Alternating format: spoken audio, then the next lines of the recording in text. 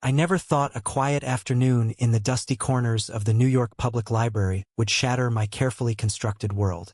At 25, fresh out of college and drowning in the anonymity of the city, I wandered into the reference section seeking solace from the chaos outside and from the turmoil within. That's when I first locked eyes with Elias Hawthorne, the silver-haired librarian whose steady gaze cut through my defenses like a well-sharpened blade. Elias was 55, with lines etched deep into his forehead from decades of poring over forgotten tomes, and a quiet authority that commanded respect without a single word. He wasn't the kind of man who turned heads on the street. His frame was slight, his clothes understated, khaki pants and a button-down shirt that smelled faintly of old paper and coffee. But there was something in his eyes, a depth of understanding that made me pause mid-stride as I reached for a book on American history. "Looking for something specific?" he asked, his voice low and resonant, like the rumble of thunder far off in the distance. I mumbled something about research for a freelance article, but the truth was, I was there to escape the gnawing emptiness that had followed me since admitting to myself that I was gay, yet too terrified to live it. Over the next few weeks, those chance encounters turned into deliberate visits. I'd linger at the desk, asking about obscure authors or historical events, and Elias would respond with stories that wove facts into narratives alive with emotion. He spoke of the Stonewall riots not as dry history, but as a personal battleground where he'd lost friends and found his voice. "The world doesn't hand you acceptance," he once said, leaning across the counter with the intensity that pinned me in place. "You carve it out, bit by painful bit." His words stirred something in me, a flicker of recognition, a spark of longing I hadn't dared name. But society had its rules, unspoken yet ironclad. A young man like me, with my whole life ahead, shouldn't be drawn to someone twice my age, especially not another man. My name is Alex Rivera, born and raised in a conservative suburb of Chicago before fleeing to New York for what I hoped would be freedom. My parents, devout Catholics, had raised me on tales of sin and redemption, where love was strictly defined between a man and a woman, preferably within the sanctity of marriage. Coming out to them wasn't an option. The last time I'd hinted at my confusion, my father had slammed his fist on the table, declaring, "No son of mine will disgrace this family." So I buried it deep, dating women sporadically to keep up appearances, all while the weight of pretense crushed me a little more each day. Elias, on the other hand, had lived through the AIDS crisis, watched lovers die, and emerged scarred but unbowed. He didn't hide his identity. His wedding ring was absent, but the rainbow pin on his lapel spoke volumes in a city that prided itself on progress yet still harbored pockets of prejudice. One rainy Tuesday, as thunder rattled the library windows, I found myself confessing more than I'd intended. "I feel like I'm living a lie," I blurted out while he helped me shelve returns. Elias paused, his hand brushing mine accidentally, or was it? Sending a jolt through me. "Lies have a way of unraveling," he replied softly, his eyes searching mine. "But the truth? It demands courage, Alex, and sometimes it comes with a price." That evening, we shared coffee in the staff lounge after hours, the conversation flowing like a river long dammed. He told me about his ex-partner, a man who'd left him for someone younger, citing the age gap as an insurmountable barrier. "Society loves to judge what it doesn't understand," Elias said, his voice laced with bitterness. "They see numbers, not hearts." I nodded, my pulse racing, wondering if he saw the same potential divide between us. As days blurred into weeks, our bond deepened amid the stacks. Elias introduced me to literature that mirrored my struggles. James Baldwin's raw explorations of identity, Walt Whitman's unapologetic verses. Each recommendation felt like a lifeline, pulling me from isolation. But whispers started in the library. Colleagues noticed our prolonged talks. Patrons raised eyebrows at our shared laughter. One afternoon, a stern-faced woman approached the desk, her voice dripping with disdain. "Isn't it inappropriate for you to be so friendly with patrons?" she hissed at Elias, glancing at me accusingly. He straightened, his expression calm but his eyes flashing. "Knowledge is for everyone, ma'am, and kindness costs nothing." She stormed off, But the incident lingered, a harbinger of the conflicts brewing. My friends back home, oblivious to my secret, bombarded me with texts about setting me up with women. "Time to settle down, Alex," my best friend Mike joked during a call. "You're not getting any younger." The irony burned. At 25, I felt ancient under the weight of unspoken truths. Elias sensed my turmoil during our next meeting. "What's eating at you?" he asked, placing a hand on my shoulder.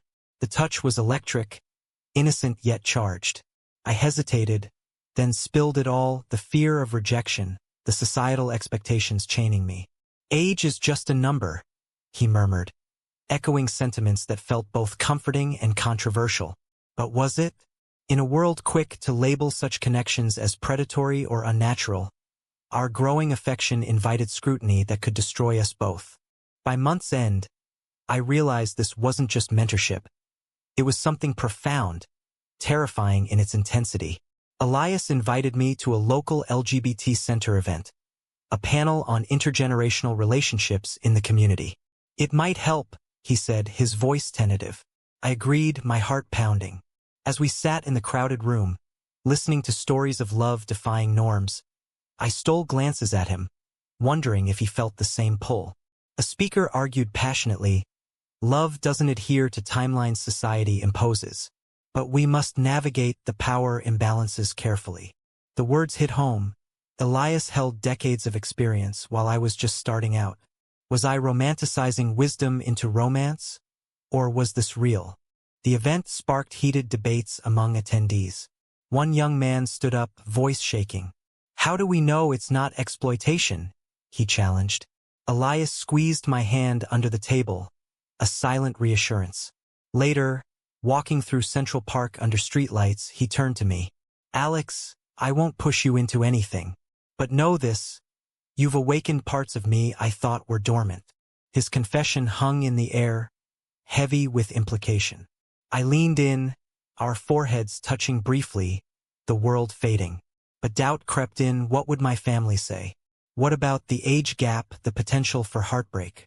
Society's judgments loomed like shadows, ready to engulf us.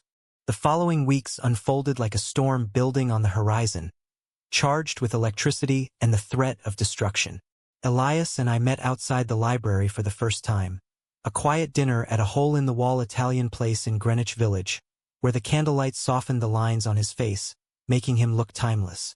"Tell me about your dreams, Alex," he said over pasta, his eyes locking onto mine with an intensity that made my stomach flip. I spoke of writing a novel, of capturing the immigrant experience my parents had endured. But beneath it all, I hinted at my desire for authenticity in love. He listened without interruption, his nods encouraging, but when I finished, he sighed. "Dreams are fragile things. Mine were shattered once, by a man who couldn't handle the stairs." His story poured out then, raw and unfiltered. In the 80s, during the height of the epidemic, Elias had loved fiercely. A partner named David, 10 years his junior. They fought for visibility in a hostile world, marching in protests, holding hands defiantly on subways. But David succumbed to illness, leaving Elias to grapple with survivor's guilt and a society that viewed their love as a sin. "I vowed never to hide again," he said, his voice cracking. "But opening up means risking it all over." I reached across the table, our fingers intertwining, a silent vow of my own. Yet, in that moment, I felt the chasm between us. His scars from battles I'd only read about, my naivety a luxury he couldn't afford. Back in my cramped Brooklyn apartment, doubt festered. My roommate, Sarah, a progressive artist, noticed my distraction. "Who's the guy?" she probed one night over takeout. I hesitated, then confessed the basics, omitting the age. "Sounds sweet," she said, but her eyes narrowed. "Just be careful. Relationships with mentors can get complicated." Her words echoed the panel's warnings, stirring unease. Was Elias a mentor or more? The line blurred dangerously. Meanwhile, at work, a freelance gig at a small publishing house. Colleagues gossiped about office romances, one sneering at a story of an older editor dating an intern. "Power dynamics are everything," he declared. It's predatory. The comment stung, planting seeds of self-doubt. Elias sensed my withdrawal during our next library rendezvous. Talk to me, he urged, pulling me into a secluded aisle. I voiced my fears, the age difference, societal backlash. People will say you're taking advantage, I whispered. He flinched, pain flashing across his face. Do you believe that? He asked, voice tight. No, I replied honestly. But the world might. Our argument escalated, voices hushed but heated. I've lived through worse judgments, he countered. If we let fear dictate, we've already lost. He stormed off, leaving me amid the books, heart aching. That night, I scrolled through online forums, reading horror stories of intergenerational gay relationships crumbling under external pressure. One post ranted, "Age gaps over 20 years are just midlife crises in disguise." It fueled my paranoia. Reconciliation came unexpectedly. Elias texted an apology, inviting me to his modest Upper West Side apartment. The space was a reflection of him. Walls lined with books, photos of past activism framed proudly.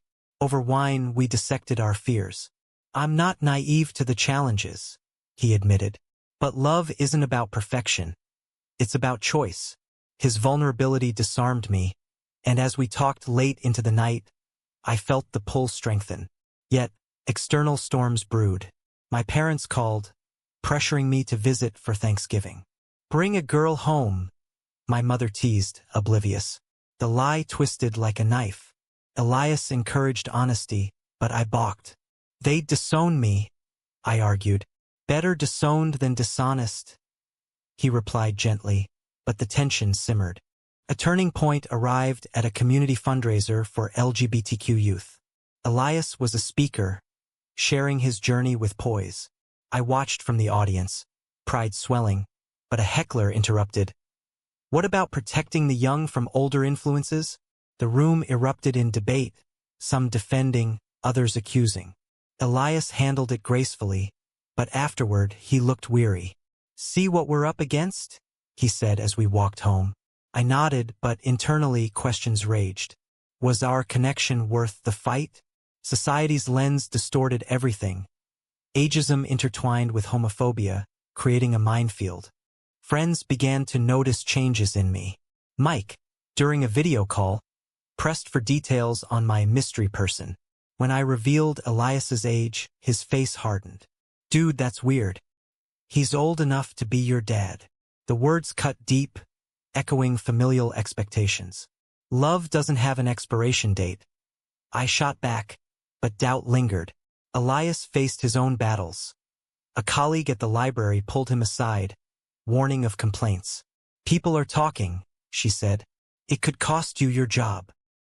He dismissed it, but the strain showed in his tired eyes. Our intimacy grew tentatively. No rushed passions, just shared moments that built emotional layers. A walk in the park, hands brushing. A movie night where I rested my head on his shoulder. But each step invited controversy. At a gay bar one evening, stares followed us. A young patron approached, slurring, "Robbing the cradle, old man?" Elias tensed, but I intervened, voice steady.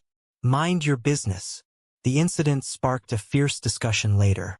"This is the reality," he said. "Can you handle it?" I wanted to say yes, but uncertainty gnawed. As conflicts mounted, so did our resolve, or so I thought. Elias suggested we define our relationship. "What are we?" he asked under a starry sky. "More than friends," I whispered. Leaning in for our first kiss, soft and tentative. Felt right, yet forbidden. But the world wouldn't let us forget the barriers. My boss, overhearing a phone call, quipped, "Dating an older guy? Bold move in this climate." His tone implied judgment, fueling my inner turmoil. The holiday season amplified every tension, turning whispers into roars. Thanksgiving loomed like a guillotine, my parents expecting the prodigal son to return unchanged. "We're counting on you, Alex," my father said over the phone, his voice gruff with unspoken expectations. Elias urged me to come out at least partially. "Start small," he advised during a tense dinner at his place. Tell them about your life here. But the idea terrified me, visions of rejection, of being cast out like so many stories I'd heard. You don't understand, I snapped. Your generation fought. Mine still hides in plain sight. Hurt flickered in his eyes, but he nodded. I do understand. More than you know. I flew to Chicago alone, leaving Elias with a promise to call. The family home felt suffocating, filled with relatives probing my single status. Any special lady? An aunt asked, winking. I forced a smile, the lie bitter on my tongue. That night, in my childhood room, I texted Elias, "Miss you already." His reply, "Be true to yourself," stirred guilt. Meanwhile, back in New York, Elias faced his own ordeal. A formal complaint was filed at the library, accusing him of inappropriate conduct with a young patron. He called me voice-strained. It's anonymous, but I know it's about us. Panic surged. Was this the price of our affection? Returning to the city, I confronted the fallout. Elias looked haggard, the investigation weighing on him. They questioned my professionalism, he confessed over coffee. 30 years of service, reduced to suspicion because of who I am. Rage boiled in me. For him, for us, we attended a support group for LGBTQ professionals, where stories of discrimination abounded. One man shared losing his job over a similar relationship. Society claims progress, but scratch the surface. The words resonated, highlighting the systemic biases we battled. Elias squeezed my hand, but doubt crept in. Was I worth this risk to his career? Our relationship deepened amid the chaos, conversations turning introspective. What if we end up resenting each other? I voiced one sleepless night, lying beside him on his couch. He turned, his breath warm on my face. Resentment comes from regret, not love. But external pressures mounted. Sarah, my roommate, cornered me. I support you, but the age thing. People talk. Her concern felt like betrayal. Since when do you care about people? I retorted. The argument escalated, straining our friendship. Society's mirror reflected distortions. Us as outliers, challenging norms that prized youth and sameness. A pivotal clash occurred at a family video call. My sister, perceptive as ever, asked point-blank, "Are you seeing someone?" Heart racing, I admitted yes, but withheld details. My parents pressed, and in a moment of recklessness, I revealed, "It's a man." Silence exploded like a bomb. My father disconnected abruptly. My mother wept. "How could you?" she sobbed. Elias comforted me later, but the wound festered.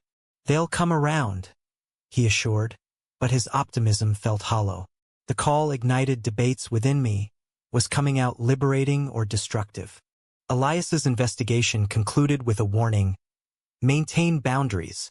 Relieved yet resentful, he vented. They see me as a threat because I'm older, experienced. We discussed power dynamics endlessly. Do you feel unequal? He asked earnestly. Sometimes, I admitted. Your wisdom intimidates me. The honesty strengthened us, but societal echoes persisted.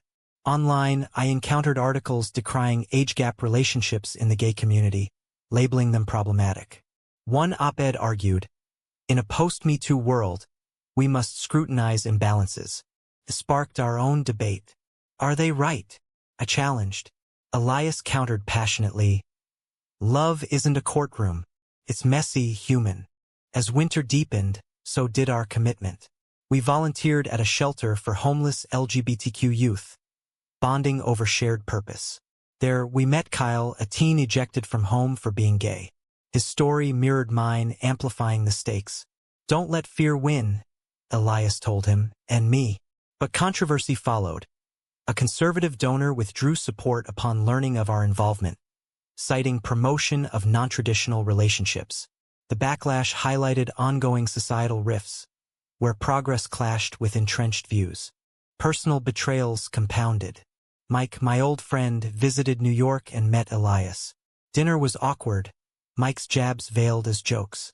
Quite the silver fox, he quipped later, privately warning me. This won't last. Find someone your age. Hurt turned to anger. Why can't you be happy for me? I demanded. The friendship frayed, a casualty of prejudice.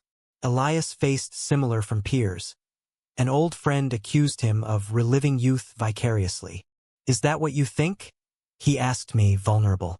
No, I reassured, but the seed of doubt sprouted.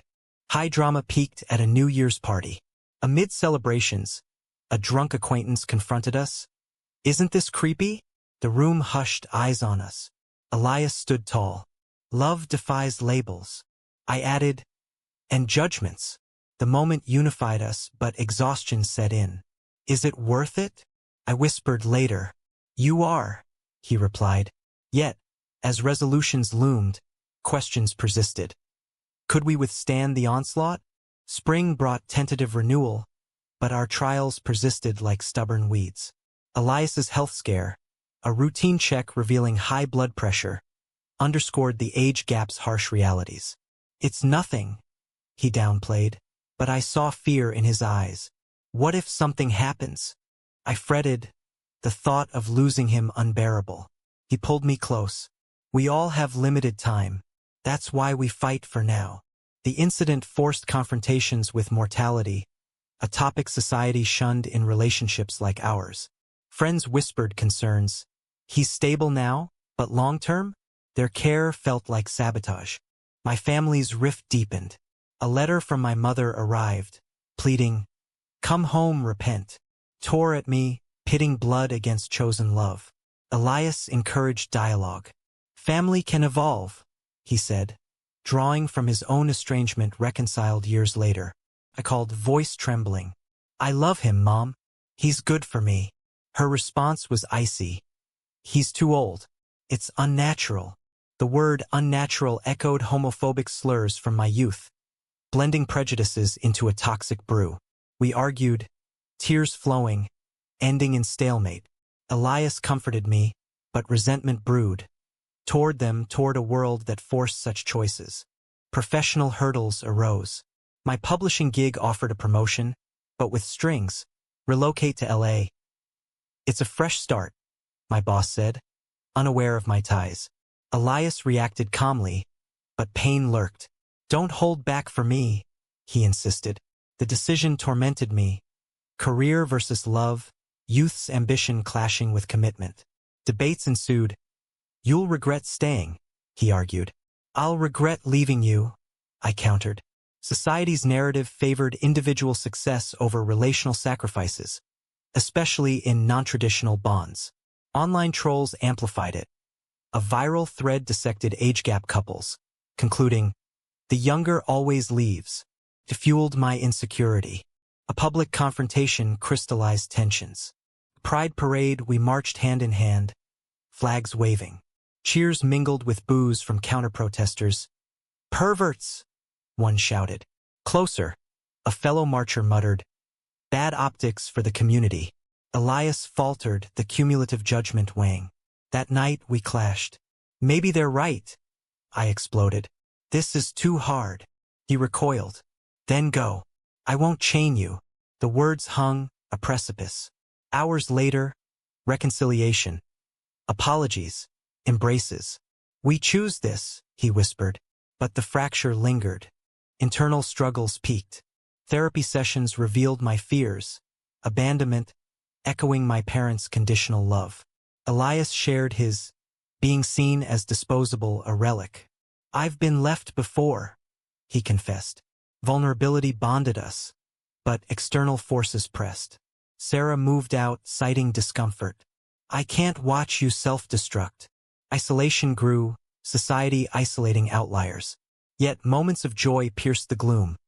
Quiet evenings reading aloud, dreams shared. The relocation offer deadline loomed. I confided in Kyle, the youth we'd helped. Follow your heart, he advised, wise beyond years. But whose heart? Elias's selflessness clashed with my selfishness. In a dramatic twist, my father called unexpectedly. Your mother misses you, he gruffed. But this, man, it's wrong. The conversation escalated to shouts. You don't know him, I defended. I know enough. End it. Hanging up, fury surged, defiance solidifying my choice. Elias proposed a weekend getaway to the Catskills, a respite. Amid nature, truths emerged. I love you, Alex, he declared under stars. But if LA calls, go. Tears fell. I reciprocated. I love you too. I'm staying. The decision felt liberating, yet controversial, forsaking opportunity for love, defying norms. Back in the city, backlash awaited. My boss withdrew the offer upon learning my reason. Personal choices affect professional reliability. Discrimination veiled as pragmatism. As alliances shifted, so did perspectives. Mike apologized, admitting bias. I was wrong. Small victories amid losses. Elias's library cleared him fully, affirming his integrity. But scars remained, society's judgments etched deep. Our story challenged conventions, sparking debates in circles. Was age irrelevant in love, or a barrier? Climax approached with a community forum on LGBTQ relationships. Elias spoke, I beside him. Questions flew. How do you address criticism? He replied eloquently. With empathy and endurance. Applause followed, but skeptics persisted. The event empowered us, yet exhaustion mounted. Can we sustain this? I wondered aloud. Together, yes, he affirmed. Resolution came not in grand gestures, but quiet reckonings. Months after my decision to stay, Elias and I settled into a rhythm. Shared routines, mutual support. But society's undercurrents persisted. A neighborhood gathering turned sour when a couple questioned our dynamic openly. Doesn't the age difference bother you? Elias responded with grace. Love bothers those who fear it. I added fuel. Why does it bother you? The exchange sparked murmurs, highlighting ongoing divides in even progressive spaces. My family's thaw was glacial. A tentative visit. My sister mediated, parents stiff. We don't understand, my mother admitted. Elias joined via video, his poise winning slight ground. I care for your son deeply, he said. My father grunted, but didn't disconnect. A sliver of hope. Yet, full acceptance eluded, forcing choices. Maintain contact or set boundaries. Elias advocated patience. Change takes time. His optimism clashed with my impatience, breeding minor rifts. You've had decades to adjust, I argued. Give them grace, he countered.